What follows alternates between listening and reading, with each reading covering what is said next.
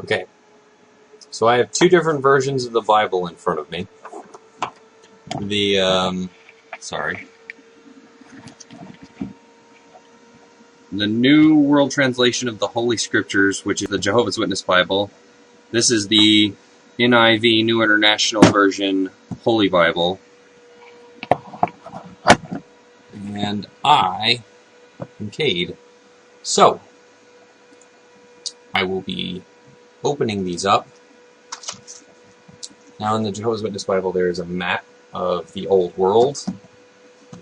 In the opening of this, it's the blank page. Now the NIV, I was just reading, has a preface and some information. They've actually copyrighted their form of this biblical translation.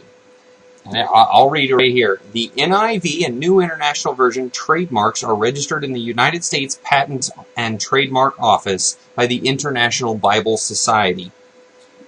The NIV text may be quoted in any form, written, visual, electronic, or audio, up to and inclusive of 500 verses. Now, isn't the Bible supposed to be like the Word of God?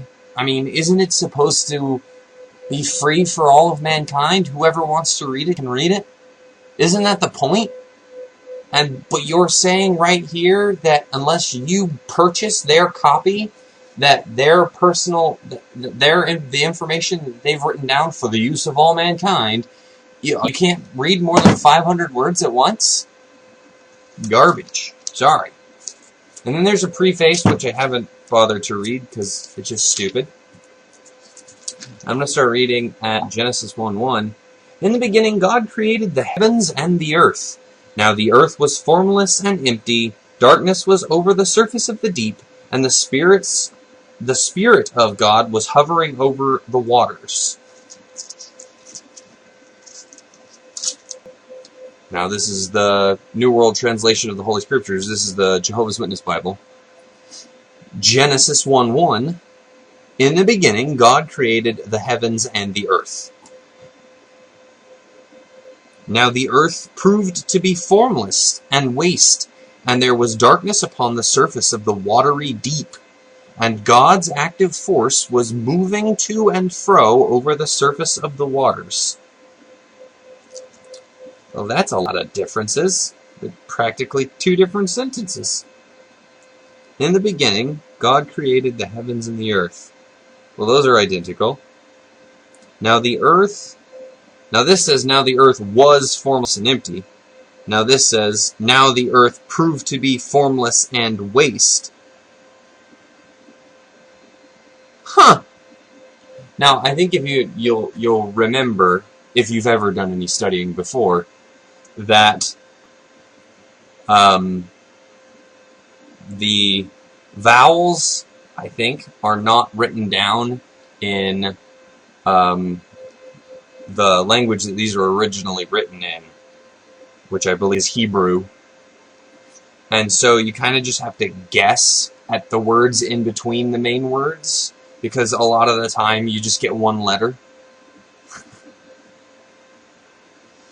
And so I can understand that, translating from ancient Hebrew to English could be complicated, but when you get two completely different sentences, I mean, 100, they're not even using the same words from literally the same text. Now, both of these, I'm pretty sure, will have been translated not from the ancient Hebrew, but translations into Latin from ancient Hebrew, which would have been done in like the 14th century, if I'm remembering correctly. But that's just the first two verses. That's literally just Genesis 1:1 and 1:2.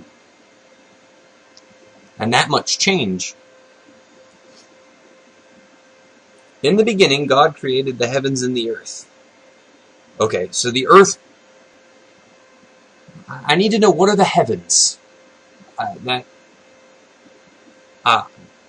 There's no context. I mean, literally, it just says the heavens. Does that mean the sky? Does that mean space? Outer space? Is that referring to the cloud things that we all imagine when we think about God, that he sits on that giant throne of clouds? Okay. The earth proved to be formless and waste, formless and empty. So basically, they're saying that the earth is unlivable. When God designed the earth, it was unlivable. Formless and empty. A formless waste. And there was darkness. Darkness. So, the earth came first, but there was no light. Alright. Yeah, I'm confused. I'm gonna stop now.